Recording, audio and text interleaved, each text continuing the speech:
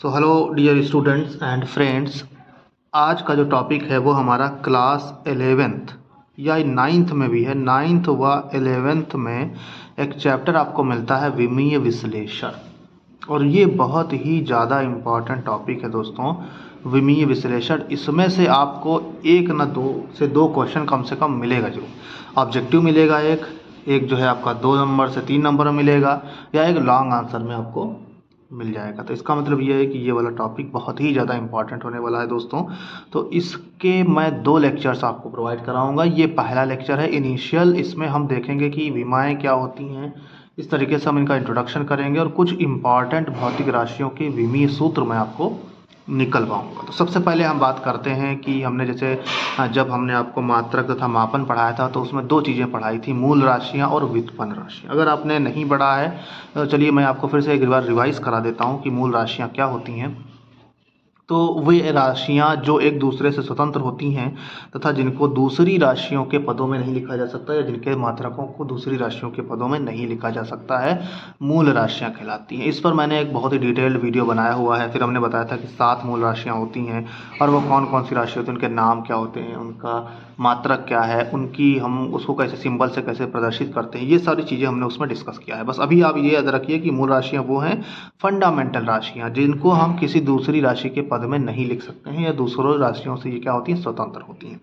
अब एक दूसरी राशि होती है जिसका नाम होता है व्युत्पन्न राशि। व्युत्पन्न राशि या व्युत्पन्न मात्रक वो होते हैं दोस्तों जिन राशियों को, मतलब जिन्हें उत्पन्न किया जाता है। जिन्हें क्या किया जाता है, उत्पन्न किया जाता है। अब आपके पास में उत्पन्न कैसे करोगे, जैसे मान लीजिए आपके पास में आपको किसी चीज़ को उत्पन्न करना है तो उसके लिए कोई उत्पादक होना चाहिए, और ऐसा उत्पादक हो जिसके अंदर वो वाली राशि समाहित हो। ठीक है, जैसे मान लीजिए पेड़ लगाना है, तो अब जिस चीज़ का पेड़ लगाना है उसी का बीज आप लगाओगे, फिर उसी हिसाब से उसको पानी या जो भी देना है वो दोगे। यानी कि हम क्या करने वाले हैं, किसी चीज़ को उत्पन्न करने वाले हैं तो दूसरी राशियों की मदद कर लेंगे, लेकिन उन राशियों का मदद लेंगे जो कि हमारे पास मौजूद हैं। यानी कि वे राशियाँ, और मौजूद कौन सी राशियाँ हैं, मूल राशियाँ। ये तो मूल राशियाँ 7 हैं जो कि अंतर्राष्ट्रीय स्तर पर मान्यता प्राप्त हैं। हमने ये भी बताया था कि मूल राशियों में कौन सी प्रॉपर्टी होनी चाहिए, ये सिंपल होनी चाहिए, जो है आसानी से इनको प्राप्त किया जा सके, अंतर्राष्ट्रीय लेवल पर इनको मान्यता प्राप्त हो। इस तरीके से हमने बहुत सारी प्रॉपर्टीज़ बताई थी। तो वे राशियां जिनको दूसरी राशियों की सहायता से उत्पन्न किया जाता है व्युत्पन्न राशियां कहलाती हैं दोस्तों। व्युत्पन्न का मतलब ही है कि उत्पन्न की गई, जिन्हें उत्पन्न किया जाएगा व्युत्पन्न राशियां। इसका मतलब यह है कि इनकी जो राशियां होंगी ये कुछ कॉम्पैक्ट होंगी, कॉम्प्लेक्स होंगी, यानी कि मिली जुली होंगी। इसमें मूल राशियां जो है, मूल मात्रक कई हो सकते हैं, मतलब लंबाई का भी मूल विमा होगी, समय का भी होगा, टाइम का भी होगा, और द्रव्यमान का भी विमा होगी। यानी कि कई सारी विमाओं से मिल करके इनकी विमाएँ बनेगी, क्योंकि ये कई सारी राशियों से मिलकर बनेगी, तो इनकी विमाएँ भी कई सारी विमाओं से मिलकर के बनेंगी। अब हम आपको बताते हैं जो मेन चीज़ है इस चैप्टर की, जो शुरुआत है वो ये है कि जैसे भौतिक राशि और उनकी विमा किस तरीके से, जैसे हमने बताया था आपको कि 7 मूल राशियाँ होती हैं, द्रव्यमान, लंबाई, समय, ताप, विद्युत धारा, पदार्थ की मात्रा तथा ज्योति तीव्रता।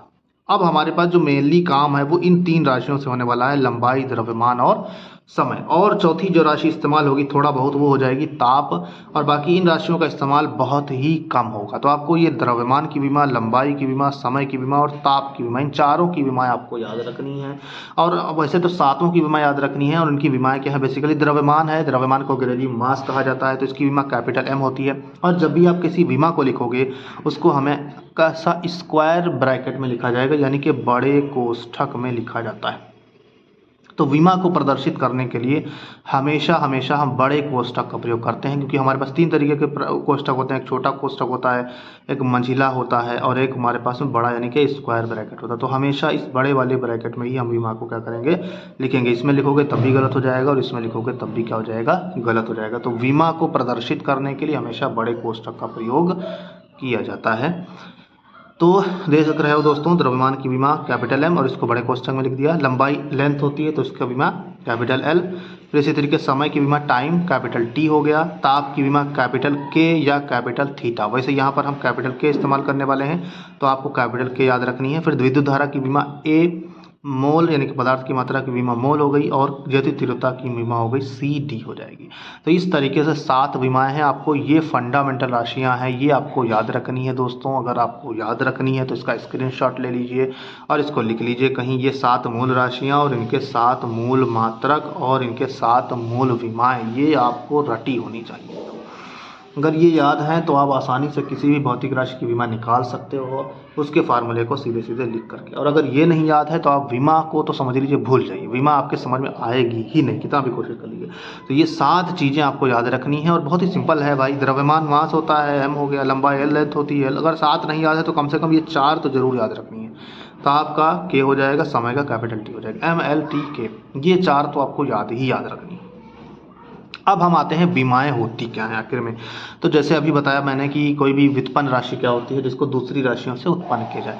तो किसी भौतिक राशि की विमाएँ, इसको याद रखिएगा, बहुत ध्यान से समझिएगा।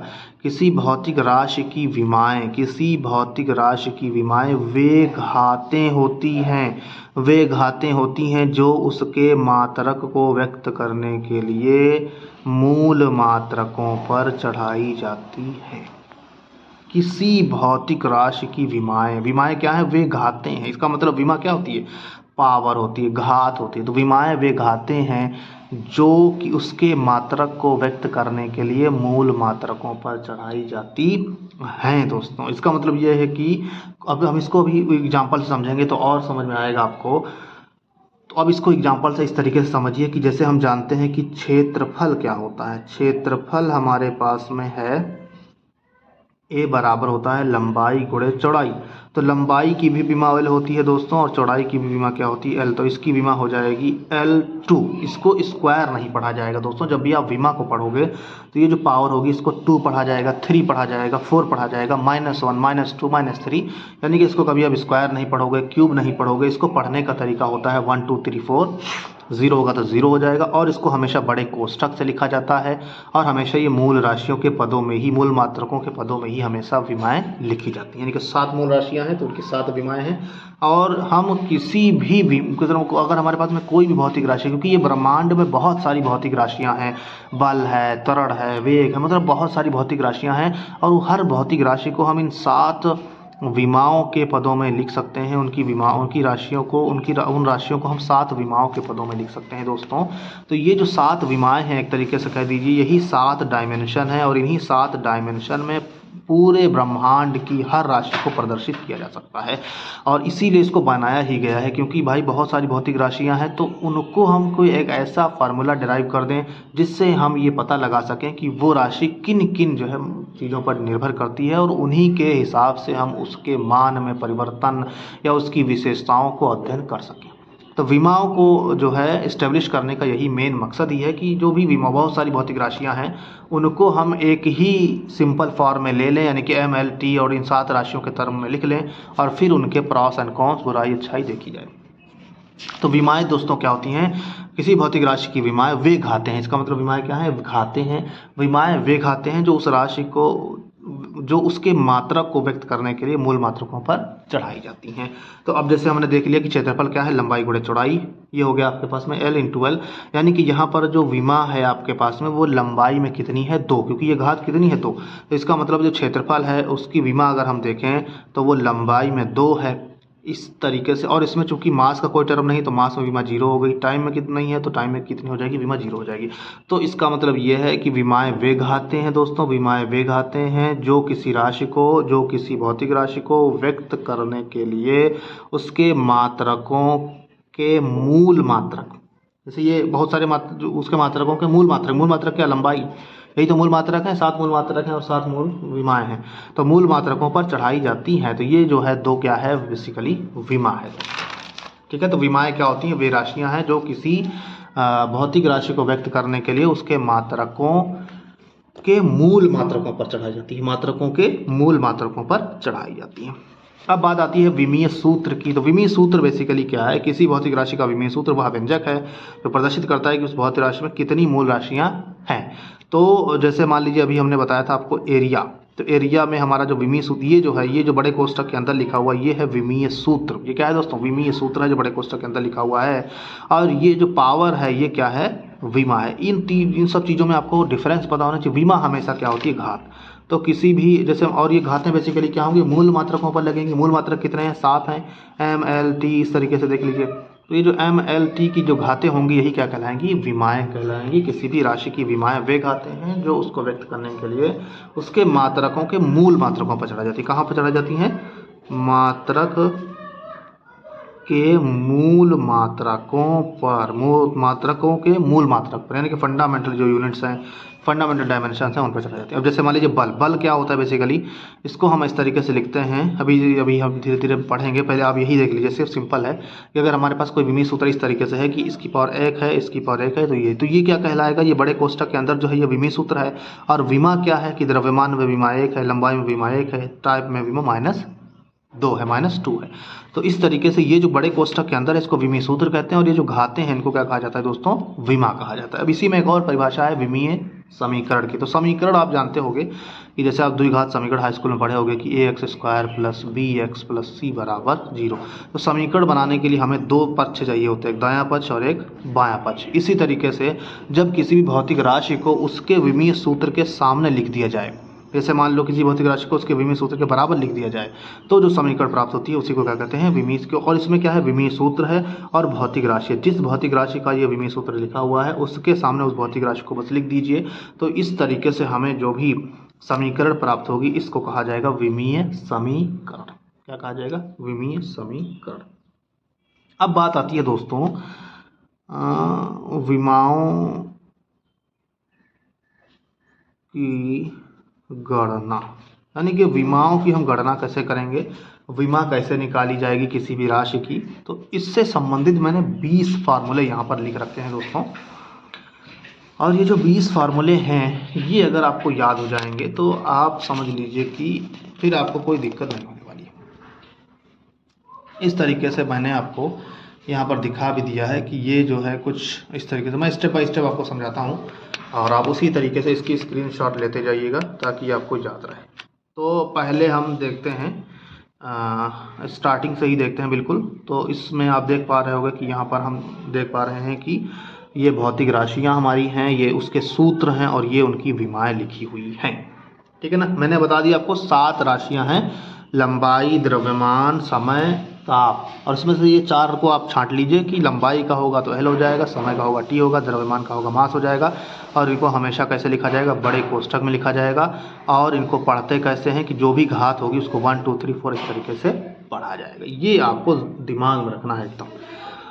अब सबसे पहला है वेग, चाल। इसका सूत्र आपको रखना है दूरी बटे समय। वेग एक सदिश राशि, तो वेग हो जाएगा विस्थापन बटे समय, ये आपने पढ़ा भी होगा 9th में। और चाल बराबर दूरी बटे समय, चाल बराबर दूरी बटे समय, दूरी बटे समय। दूरी क्या है, लंबाई है, तो दूरी की विमा हो गई लेंथ, L हो गया। समय क्या है, टाइम, इसकी विमा होती है कैपिटल T। अब इस T को चूँकि नीचे है तो ऊपर जाएगा तो इसकी घात क्या हो जाएगी, माइनस में हो जाएगी, क्योंकि आप जानते भी हो कि 1/x को हम लिख सकते हैं x की घात -1, तो ये ऊपर चला गया। अब इसको कैसे पढ़ेंगे, LT -1, ये किसकी विमा है दोस्तों, ये किसका विमीय सूत्र, इसको क्या कहेंगे, विमीय सूत्र। इसके विमाएँ अगर कहे जाए तो L में विमा 1 है और T में विमा क्या है, -1 है दोस्तों। ठीक है, तो विमीय सूत्र क्या है वेग का, LT -1। आपसे कोई पूछे कि वेग का विमीय सूत्र बताइए तो आप क्या बताओगे, LT -1। और अगर पूछे वेग की विमा क्या है तो कह देना लंबाई में 1 विमा है और समय में क्या है, -1 विमा है। इन जनरल वैसे तो बहुत सारे लोगों को ये पता ही नहीं रहता है कि विमा क्या है, तो वो आपसे पूछेंगे विमा क्या है तो आपको यही बताना होगा कि LT -1। हालांकि ये विमा नहीं, ये क्या है, विमीय सूत्र है। लेकिन आम बोलचाल की भाषा में यही चलता है कि बताइए बल की विमा क्या है, त्वरण की विमा क्या है, तो आपको यही बताना है कि LT -1 LT -2। अब आ जाइए त्वरण। त्वरण क्या है दोस्तों, वेग परिवर्तन की दर, यानी कि जो भी चाल है, जो भी वेग है उसको अगर हम समय से भाग कर देंगे तो A बराबर क्या होता है आपके पास में, dV/dt, यानी कि वेग परिवर्तन की दर। तो वेग की विमा क्या हो जाएगी, और ये समय है तो समय की विमा हो जाएगी। तो वेग की विमा क्या भी निकाली हमने, LT -1 निकाली, और समय की विमा क्या निकाली, T। तो ये क्या हो जाएगा, T ऊपर चला जाएगा, 1 है और 4 माइनस आ जाएगा तो LT -2। तो इसका मतलब ये है कि त्वरण की विमा क्या होगी दोस्तों, L में 1 होगी और समय में -2 होगी, और इसका विमीय सूत्र क्या होगा, LT -2 हो जाएगा। त्वरण की विमा क्या है, L में 1 और T में -2। वेग की विमा क्या है, L में 1 T में -1। इनके विमीय सूत्र LT -1 और LT -2। अब आ जाइए बल, द्रव्यमान पर, सॉरी बल। बल बराबर आप जानते हो कि द्रव्यमान गुणे त्वरण होता है न्यूटन के नियम से। तो द्रव्यमान की विमा होती है m, होती है कि नहीं होती, तो m हो गई इसकी विमा। और अभी त्वरण की विमा हमने निकाल ही ली Lt-2, तो m Lt-2, इसका मतलब हो जाएगा m, इसको एक पास ले लीजिए Lt-2। ये विमाएँ बहुत इंपॉर्टेंट होती हैं। बल की विमा क्या है, बल से बहुत सारी विमा निकलेंगी। अभी आप कार्य की विमा देखोगे, ऊर्जा की विमा देखोगे, तो ये सब चीज़ें आपको निकालनी पड़ेंगी। तो बल की विमा क्या हो जाएगी mLt-2। तो वेग की विमा देख ली आपने, त्वरण की विमा देख ली, बल की विमा देख ली। फिर आ जाइए कार्य की विमा पर। अब जानते होंगे कि कार्य बराबर क्या होता है, बल गुणे विस्थापन होता है। इसी तरीके से अगर ऊर्जा की बात करो तो गतिज ऊर्जा mv² हो जाती है, हाफ mv², और पोटेंशियल एनर्जी यानी कि स्थितिज ऊर्जा mgh हो जाती है। अब कभी भी आपसे कोई ऊर्जा कह दे, कोई गतिज ऊर्जा, कोई भी ऊर्जा हो, स्थितिज ऊर्जा हो, ऊष्मीय ऊर्जा हो, किसी भी प्रकार की कोई भी ऊर्जा हो, उन सभी ऊर्जाओं की और कार्य की जो विमा होती है दोस्तों, वो एक होती है और उसका मतलब होता है mLt-2। जैसे बल है, बल को दूरी से गुणा करोगे तो बल की विमा आपने देख ही ली दोस्तों। मैं आपको निकल के दिखा भी देता हूँ कि जैसे W है तो W क्या हो जाएगा F×d। F की विमा अभी हमने आपको बताई कि mLt-2 होती है, और इसको लंबाई की विमा, दूरी क्या है, लंबाई है, तो इसकी विमा हो जाएगी mLt-2। इस तरीके से आप सीधे सीधे निकाल सकते हो। इसी तरीके से गतिज ऊर्जा है, गतिज ऊर्जा क्या होगी, हाफ mv²। अब ये जितने भी अंक होते हैं इनकी कोई विमा नहीं होती है, तो m की विमा हो जाएगी v। और वेलोसिटी यानी कि वेग की विमा अभी मैंने बताई Lt-1, और इसका स्क्वायर कर दोगे तो ये हो जाएगा l⁻² हो जाएगा, और t की घात क्या हो जाएगा, -2 हो जाएगा, यानी कि ये भी mLt-2 हो जाएगा। कार्य की विमा वो भी mL2t-2। इसी तरीके से आप स्थितिज ऊर्जा की भी निकालोगे तो वो भी यही आ जाएगा, u बराबर mgh। g क्या है, गुरुत्वीय त्वरण यानी कि त्वरण है। m हो गया आपके पास में g यानी कि Lt-2 हो गया, h यानी कि लंबाई, तो l हो गई, तो l और l 2 हो गया, यानी कि ये हो गया mL2t-2। इस तरीके से अगर कोई भी ऊर्जा होगी दोस्तों तो उसकी विमा होगी mL2t-2, mL2t-2। कार्य की विमा mL2t-2। ठीक है, तो ये आपको याद रख लेनी है, ये भी इंपॉर्टेंट है। ऊर्जाओं के रूप में आपसे पूछ लिया जाता है कि विमा बताइए। अब आगे बढ़ते हैं दाब। दाब क्या होता है, बल बटे क्षेत्रफल होता है, यानी कि P बराबर होता है F/A। दाब बराबर होता है बल बटे क्षेत्रफल। तो बल बटे क्षेत्रफल का मतलब है, बल तो आपको पता ही है mL2t-2, और क्षेत्रफल अभी मैंने आपको बताया था कि क्षेत्रफल क्या होता है, लंबाई गुणे चौड़ाई हो जाएगा, यानी कि l² हो जाएगा। तो इसका मतलब ये ऊपर चला जाएगा तो ये 2 नीचे 2 ऊपर, भाई देखो 2l में भी 2 नीचे और l में भी 2, यानी कि 2 - 2 0 हो जाएगा। तो इसका मतलब mL0t-2। तो आपसे पूछे कि दाब की विमा बताइए, तो ये बताओगे कि द्रव्यमान में 1 है, लंबाई में 0 है, और समय में कितनी है, -2 है। तो विमाएँ वे घातें होती हैं ना बेसिकली, जो किसी राशि के मूल राशियों पर चढ़ाई जाती हैं, मूल मात्रकों पर चढ़ाई जाती हैं बेसिकली। तो हमारा विमीय सूत्र क्या हो जाएगा, mt-2 लिख देते हैं, क्योंकि l 0 है तो उसको नहीं लिख सकते हैं, कोई दिक्कत नहीं है। तो इसको हम mt-2 भी लिख सकते हैं, या फिर mL0t-2 भी लिख सकते हैं, कोई समस्या नहीं है। ठीक है, अब आ जाते हैं संवेग। संवेग बेसिकली क्या है, द्रव्यमान गुणे वेग। तो किसी भी द्रव्यमान को अगर वेग से गुणा कर दोगे तो जो बनेगा वो क्या हो जाएगा, संवेग हो जाएगा। संवेग को हम, द्रव्यमान की विमा m है, वेग की विमा हम निकाल चुके हैं mLt-1, तो ये हो जाएगा mLt-1। अब जैसे अभी आपने पढ़ा था वेग, त्वरण, सॉरी, तो त्वरण को आपने पढ़ा था वेग परिवर्तन की दर बटे समय। अब हम पढ़ रहे हैं कोणीय त्वरण, तो कोणीय वेग आ जाएगा। और कोणीय वेग दोस्तों जो होता है, इसकी विमा मैं आपको निकाल देता हूँ एक बार, ताकि कोई कन्फ्यूज़न ना रहे। तो कोणीय वेग क्या होता है, सबसे पहले तो आप कोणीय वेग समझ लीजिए। तो कोणीय वेग बेसिकली क्या होता है, कोणीय विस्थापन, कोणीय दूरी या कोणीय विस्थापन और बटे समय। क्योंकि आप जानते हो ना कि कोणीय वेग, चाल बराबर दूरी बटे समय होता है ना, दूरी बटे समय, चाल बराबर दूरी बटे समय। इसी तरीके से अब ये दूरी जो है, चूंकि हम रेखीय वेग की बात करते हैं तो रेखीय दूरी लेते हैं, समय हो जाएगा। अब यहाँ पर कोणीय दूरी है तो कोणीय विस्थापन हो जाएगा, कोणीय दूरी हो जाएगी। और कोणीय दूरी का मतलब है कोई कोण, यानी कि जैसे मान लो कोई वृत्त के परिधि पर चल रहा है और ये O है हमारा, तो इसको अगर हम इससे मिला देंगे दोस्तों, यहाँ से यहाँ तक की दूरी जो होगी, ये कोई कोण बनाएगी डेल्टा थीटा, यही चाप है।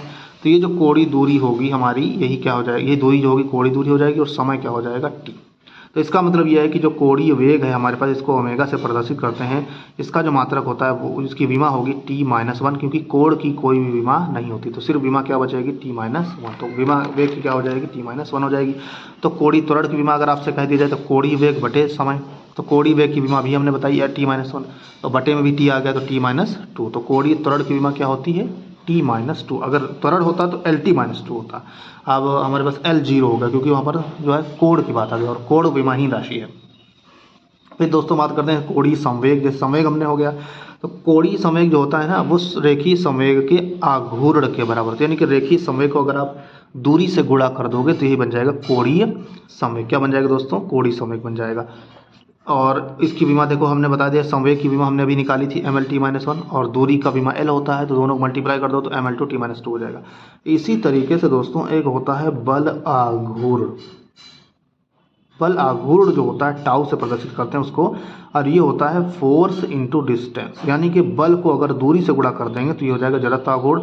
और बल की विमा अभी आपने निकाली mL-t-2 और दूरी तो L ही रहता है, तो इसकी विमा हो जाएगी mL2t-2। यानी कि इसकी भी विमा वही है जो ऊर्जा की विमा होती है। तो चाहे आपके पास बल आघूर्ण हो, चाहे कार्य हो, चाहे ऊर्जा हो, उन सब की विमाएँ तो समान रहेंगी। हालांकि इनके मतलब अलग अलग हैं और इनकी चीज़ें भी अलग हैं, ये अलग अलग परिभाषित भी होते हैं, लेकिन इन सब की विमाएँ क्या होती हैं दोस्तों? समान रहती हैं। अब अगली राशि है जड़त्व आघूर्ण। जड़त्व आघूर्ण को इस तरीके से लिखा जाता है कि द्रव्यमान और गुणे लंबाई का स्क्वायर। ये सब राशियां हम पढ़ेंगे दोस्तों आगे आने वाले, धीरे धीरे जैसे हम आगे बढ़ते जाएंगे इन सभी चीज़ों को, जितने भी आप ऊपर से नीचे तक पढ़ा है, इन सभी पदों का हम डिटेल में डिस्कशन करेंगे और वहाँ पर हम बहुत ही अच्छे तरीके से इनको समझेंगे और इनकी विमाएँ निकालेंगे। फिलहाल अभी अगर आप कर सकते हो तो इतना कर लो कि इनके सबके सारे सूत्र याद कर लो कि क्या होता है। जैसे I बराबर mr² हो गया, P बराबर mv हो गया, इस तरह के सारे फार्मूले आप याद कर लीजिए। अगर फार्मूले याद होंगे तो आप विमा निकाल सकते हो। आपको विमाएँ याद रखने की ज़रूरत नहीं है क्योंकि विमाएँ आप याद ही नहीं रख सकते हो। बहुत सारी भौतिक संख्याएँ, भौतिक राशियाँ, कितनी विमा याद करोगे? सिर्फ आप क्या कर सकते हो कि 20 राशियों के मैंने सूत्र यहाँ पर लिख दिए हैं, तो 20 राशियों के आप सूत्र याद कर लीजिए और समझ लीजिए कि यही 20 में से आपका काम खत्म। मतलब इनसे बाहर से बहुत कम है कि बहुत मुश्किल है कि आएगा, मतलब 20 राशियाँ आपके लिए सफिशियंट है, इनसे ज़्यादा बाहर से नहीं आएगा। तो जड़त्व आघूर्ण I बराबर mr²। m की विमा m हो जाएगी कैपिटल M, और r² मतलब दूरी का स्क्वायर, तो ml² हो जाएगा। इसका मतलब इसकी विमा हो जाएगी ml2। स्क्वायर दोस्तों नहीं पढ़ना है और इसको कैसे लिखा जाएगा बड़े कोष्ठक में। तो इसकी विमा पूछी जाए तो m में 1 है और l में कितनी है? 2 है। ठीक है। अब गुरुत्वाकर्षण नियतांक, ये बहुत ही ज़्यादा इंपॉर्टेंट दोस्तों है, ये बहुत पूछा जाता है हर एग्जाम में, लगभग इसकी विमा पूछी ही जाती है। तो मैंने पहले लेक्चर में आपको जब पढ़ाया था भौतिक जगत, तो उसमें पढ़ाया था 4 बलों का नाम, 4 बलों के बारे में। उसमें से एक बल था गुरुत्वाकर्षण बल और उसमें बताया था कि F बराबर G_m1m2/r²। ये क्या है? गुरुत्वाकर्षण नियतांक। तो G बराबर अगर आप लिखना चाहो तो F × r²/m1m2 हो जाएगा। अब विमाएँ अगर लिखें तो F की विमा क्या होती है आपके पास में? mL-t-2। लंबाई की ये दूरी हो गई r², तो और बटे में m1m2 यानी कि ये भी मास ये भी मास, तो m²। अब m2 नीचे है और m1 ऊपर है, तो 1 -2 हो जाएगा -1। l ये 1 है, ये 2 है, l3 हो जाएगा, t-2 हो जाएगा। यानी कि अगर g जो है गुरुत्वाकर्षण नियतांक, इसकी विमा होती है m-1 l3 t-2। ये बहुत ही ज़्यादा इम्पॉर्टेंट है दोस्तों, ये आपको याद रखनी है। ठीक है ना? याद ना रखो तो कम से कम ये वाला फार्मूला तो जरूर याद रखो। This is very important. ठीक है, बहुत इंपॉर्टेंट है दोस्तों, ये बहुत पूछा जाता है, बहुविकल्पी में आएगा ही आएगा, समझ लीजिए 90% चांस। तो m-1 l3 t-2। प्रत्यास्थता गुणांक क्या है दोस्तों? इनके बारे में भी हम पढ़ेंगे जब प्रत्यास्थता पढ़ेंगे, और प्रत्यास्थता पर मैंने एक लेक्चर अपलोड कर भी रखा है, तो अगर आप चाहो तो प्रत्यास्थता और पृष्ठ तनाव इन दोनों पर और श्यानता पर भी है, तो वहाँ पर आप जा करके देख भी सकते हो कि प्रत्यास्थता गुणांक क्या होता है और पृष्ठ तनाव क्या होता है, आपका श्यानता क्या होती है। इन सब चीज़ों के बारे में वहाँ से डिटेल में देख सकते हो, हमारे ही चैनल पर वीडियोज़ अपलोडेड हैं। लेकिन अभी फिलहाल आप इतना समझ लीजिए कि प्रत्यास्थता गुणांक होता है प्रतिबल बटे विकृति। तो विकृति जो है होती है दोस्तों, विकृति को हम इस तरीके से परिभाषित करते हैं कि विकृति बराबर होती है डेल्टा एल यानी कि लंबाई में परिवर्तन और बटे लंबाई प्रारंभिक। तो लंबाई की विमा एल और बटे नीचे ये भी लंबाई विमा है, तो इसकी विमा क्या हो जाएगी? L0। यानी कि जो विकृति है वो भी एक विमाहीन राशि है, यानी कि इसकी विमा क्या होती है? 0। इसकी कोई भी विमा नहीं होती है। तो प्रतिबल बटे विकृति है। प्रतिबल की विमा हमने अभी निकाली थी, जब दाब की विमा निकाली थी तो ये आई थी ml-1 t-2, और ये 0 है तो कोई फ़र्क नहीं पड़ने वाला है। इसकी विमा क्या हो जाएगी प्रत्यास्थता गुणांक की? इसकी विमा हो जाएगी ml-1 t-2। तनाव की बात करें, पृष्ठ तनाव आप देख सकते हो क्या होता है। वीडियो में नहीं देखना है तो आपको हम आगे आने वाले वीडियोस में बहुत अच्छे से डिस्कस करेंगे, बहुत अच्छे से बताएंगे, तो कोई टेंशन लेने वाली बात नहीं है। फिलहाल आप देख लीजिए कि पृष्ठ तनाव होता क्या है। तो पृष्ठ तनाव को हम बात करते हैं बल बटे दूरी से। तो बल क्या है और दूरी की विमा, बल की विमा हमने निकाली mL/t-2 और दूरी की विमा तो आप जानते ही हो कि L होती है। तो इसका मतलब ये है कि जो इसकी विमा होगी L से L कट जाएगा तो बचेगा mL0, तो mL0t-2, यानी कि m में 1 विमा होगी, L में 0 विमा होगी और t में -2 विमा होगी। इस तरीके से पृष्ठ तनाव की विमा हो जाएगी, विमी सूत्र हो जाएगा mL/t-2, या इसको हम ऐसे भी लिख सकते हैं कि m/t-2, क्योंकि L का कोई मतलब ही नहीं है जो उसकी विमा नहीं है। तो ये दोस्तों विमाएँ हो गई, ये आपको समझनी है, इसके सूत्र याद रखने। और आगे की जो राशियां हैं वो इस तरीके से हैं। अब जो राशियां हैं मतलब ये बहुत ही इंपॉर्टेंट हैं दोस्तों, और ये सारे के सारे कुछ गुणांक हैं, मतलब बहुत ही इंपॉर्टेंट गुणांक हैं। और ये अभी आपको मतलब इसके फार्मूले सिर्फ याद रखने हैं, क्योंकि अभी ये तो काफ़ी दूर है, ये बहुत ही मतलब जो हम पूरा 11th समझ लीजिए कंप्लीट करेंगे तब इनके बारे में आपको डिटेल में डिस्कशन होगा। अभी जस्ट आपको इनके फार्मूले याद रखने हैं। तो ऊष्मा चालकता गुणांक का जो सूत्र होता है वो Q × L बटे A × डेल्टा थीटा × T, यानी कि Q जो है वो ऊष्मी ऊर्जा है, L लंबाई है, A एरिया है, डेल्टा थीटा ताप है दोस्तों, और जो T है वो क्या है, समय है। तो अब सबसे पहले हमें विमा निकालनी, जब भी विमा निकालनी हो ना सिर्फ फार्मूला लिखिए और फार्मूले में जितनी भी वैल्यूज़ हैं, जितनी भी राशियां हैं, उन सब की विमा लिख दीजिए। क्यों की विमा, क्यों ऊर्जा है, ऊर्जा की विमा मैंने बताई सबकी समान रहती है, mL/t-2। L लंबाई है, लंबाई की विमा L, एरिया उसकी विमा L2, थीटा यानी कि ताप की विमा मैंने बताई थी K होती है, और समय की विमा कैपिटल T। बस खत्म। जितनी भी राशियाँ हैं उन सब की विमाएँ लिख दीजिए, विमाएँ लिख दीजिए, हल कर लीजिए, जो भी होगा आ जाएगा। तो देखिए भाई m हो गया, m में तो कोई दूसरा है नहीं। तो अब l में देखिए ये L2 ऊपर है, L2 नीचे है, तो इसका मतलब ये और ये कैंसिल हो गया, बचा क्या L, तो mL1 हो जाएगा। फिर देखिए t-2 ऊपर है, t नीचे है, t ऊपर चला जाएगा माइनस में हो जाएगा, तो -2 -1 -3 हो जाएगा।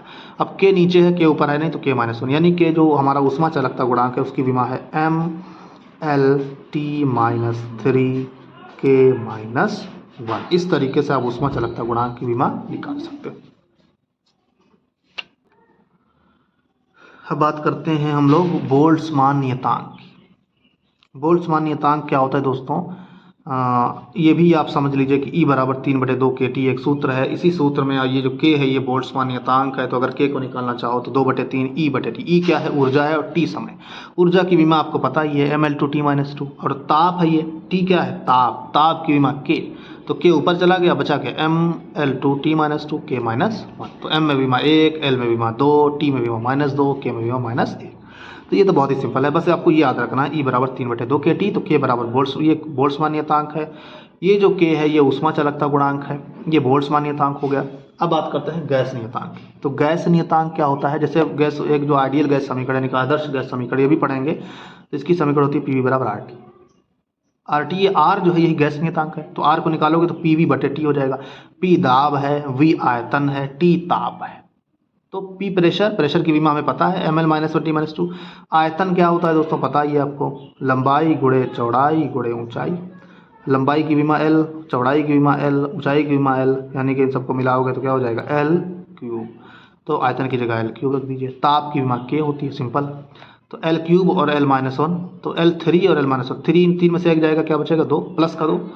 तो द्रव्यमान में विमा 1, लंबाई में विमा 2, ताप में विमा -2, और K में विमा क्या हो गई दोस्तों, -1।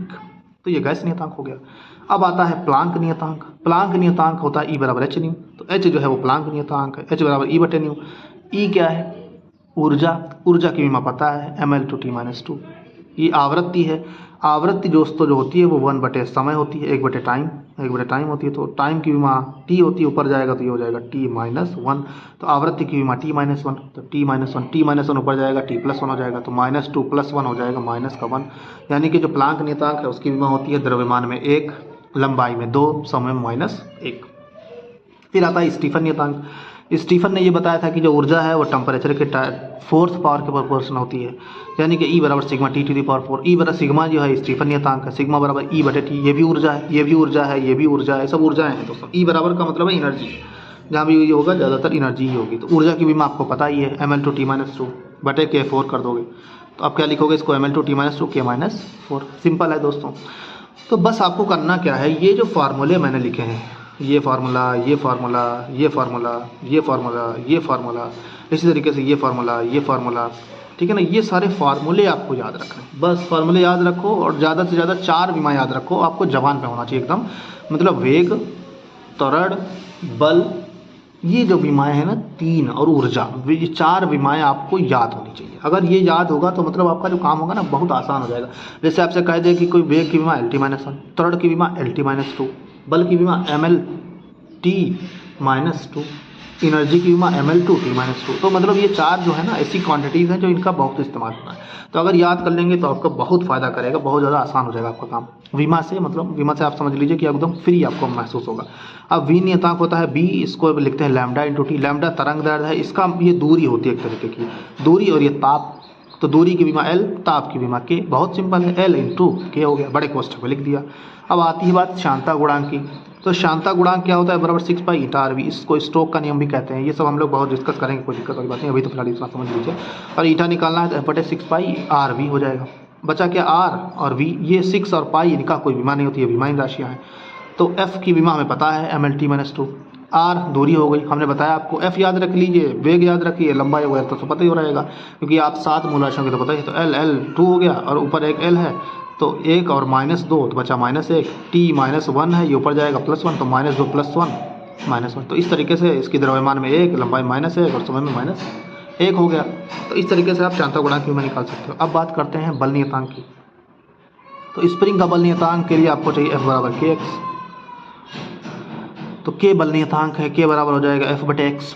अब K बहुत सारे हैं, तो मतलब बोल्ट्जमान नियतांक भी K है आपके पास में, उसमें चालकता गुणांक भी K है, लेकिन ये सब के अलग अलग सूत्रों से लिए गए हैं। अगर F = kx है तो ये बल नियतांक है, K = QL/A डेल्टा θ T है तो ऊष्मा चालकता गुणांक है। और अगर आपका जो है K = 3/2 ET वाला है तो इस तरीके से ये हमारा बोल्ट्जमान नियतांक है। तो ये अलग अलग है, आप कई बार मतलब 2-3 बार अगर आप इसको पढ़ेंगे ना तो आपको याद हो जाएगा, कोई समस्या नहीं। बल की विमा आपको पता ही है, और x जो है दूरी है, तो इसका मतलब क्या हो गया, L इसकी विमा, तो L से L कट गया, बता क्या ML0T-2। तो यानी कि जो आपका बल नियतांक है उसकी विमा होती है MT-2, यानी कि द्रव्यमान में 1 और समय में, तो ये समय है MT-2। ठीक है दोस्तों, तो ये सब आपको फार्मूले जो है याद रखने हैं। अगर ये फार्मूले आप याद रखोगे तो समझ लीजिए बीमा खत्म। बीमा से कोई आपको डरने की ज़रूरत नहीं है। हालांकि बीमा बहुत इंपॉर्टेंट टॉपिक है और आपको याद होना चाहिए या मालूम होना चाहिए सूत्र। तो आपको एक बार फिर से मैं दिखा देता हूँ, अगर आप स्क्रीनशॉट लेना चाहो तो ले सकते हो, खाली सूत्र ले लीजिए आप। तो वेग स्थापन बटे समय, त्वरण वेग परिवर्तन बटे समय, बल बराबर बटे में। जो पहले वाली स्लाइड मैंने दिखाया था उसका ले लीजिए आप, क्योंकि अभी तो मैंने इसको समझा तो थोड़ा गंदा भी हो गया है, लेकिन ठीक है, कोई दिक्कत नहीं, समझ में तो आ ही रहा है। कार्य का देख लीजिए आप इस तरीके से, दाब का ये हो जाएगा, इसके स्क्रीनशॉट ले लीजिए। संवेग ये हो गया, फिर आप देखोगे तो कोणीय त्वरण हो गया, कोणीय संवेग, बल आघूर्ण, जड़त्व आघूर्ण, फिर गुरुत्वाकर्षण नियतांक दोस्तों, पृष्ठ तनाव, विकृति, इन सब की विमाएँ हो गई। तो ये आप इनका स्क्रीनशॉट ले सकते हैं।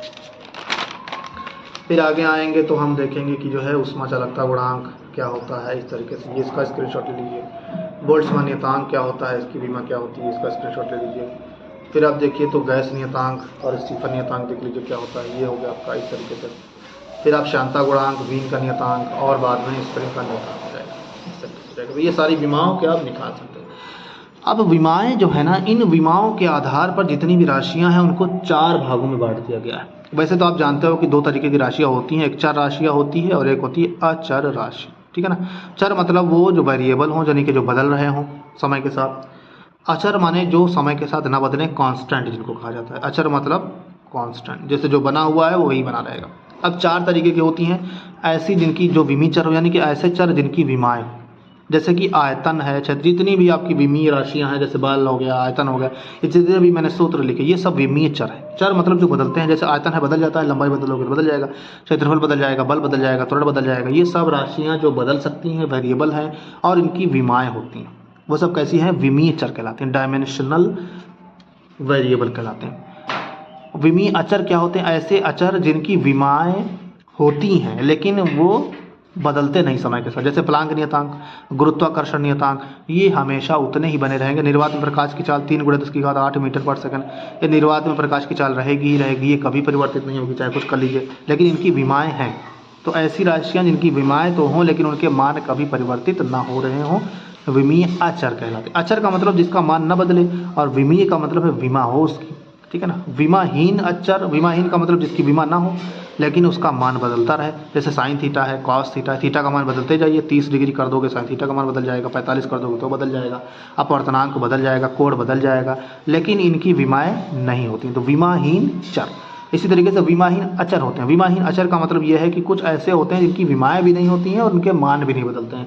जैसे कि पाई है, पाई का मान होता है 3.14, या 22/7, इसका मान नहीं बदलेगा और इसकी विमा भी नहीं है। पूर्ण संख्या 1, 2, 3 इस तरीके से 4, 5, 6 ये सब कैसी संख्याएं हैं और इनकी ना तो कोई विमा है और ना ही ये कभी बदलते हैं। 2 है तो 2 ही रहेगा, 3 है तो 3 ही रहेगा, ये कभी बदलेगा नहीं। वैसे भी जानते हैं कि ये कैसे हैं, राशियाँ जो है जितने भी नंबर्स होते हैं दीज आर कॉन्स्टेंट। तो दोस्तों मैं समझता हूँ आपको ये सब समझ में आ गया होगा। विमा को मैं एक बार फिर से आपको परिभाषित कर देता हूँ कि विमा क्या है। किसी भौतिक राशि की विमाएँ वे घाते हैं। दोस्तों हमने बता भी दिया कि किस तरीके से घाते हैं, विमे क्या होते हैं, विमे सूत्र क्या होते हैं, विमे समीकरण क्या होते हैं। तो किसी भौतिक राशि की विमाएँ वे घाते हैं जो किसके मात्रक को व्यक्त करने के लिए मूल मात्रकों पर चढ़ाई जाती हैं। तो यही विमाएँ होती हैं दोस्तों। अगर मान लीजिए कोई भी राशि है, उसकी इस तरीके से उसका विमेय सूत्र लिखा हुआ है TC, तो उसकी विमाएँ क्या है, उसकी विमाएँ द्रव्यमान में 1। विमाएँ वे घाते हैं दोस्तों। विमाएँ क्या है, विमाएँ वे घाते हैं जो किसी राशि को व्यक्त करने के लिए मूल मात्रक पर चढ़ाई जाती हैं। जो किसी राशि को व्यक्त करने के लिए उसके मात्रक के मूल मात्रक क्या, लंबाई, समय, द्रव्यमान, यही तो मूल मात्रक है। तो मूल मात्रकों पर चढ़ाई जाती हैं। तो किसी भौतिक राशि की विमाएँ वे घाते हैं जो उसके मात्रक को व्यक्त करने के लिए मूल मात्रकों पर चढ़ाई जाती हैं। आप देख सकते हो यहाँ पर हो गया MALBTC, यानी कि इसकी M में विमा A हो गई, L में विमा B हो गई और T विमा क्या हो गई, C हो गई। ये परिभाषा आपको याद रखनी है। विमीय सूत्र क्या होता है, विमीय समीकरण क्या होता है, और बहुत सारे इंपॉर्टेंट फार्मूले मैंने आपको बताई दिए हैं। आशा करता हूँ ये आपको समझ में आया होगा। और अगर समझ में आता है तो प्लीज़ अच्छा लगता है तो कमेंट करिए और सब्सक्राइब जरूर करिए। साथ ही साथ उन दोस्तों को शेयर करिए जो कक्षा 11 में हैं या जो पढ़ना चाहते हैं। Thanks for watching.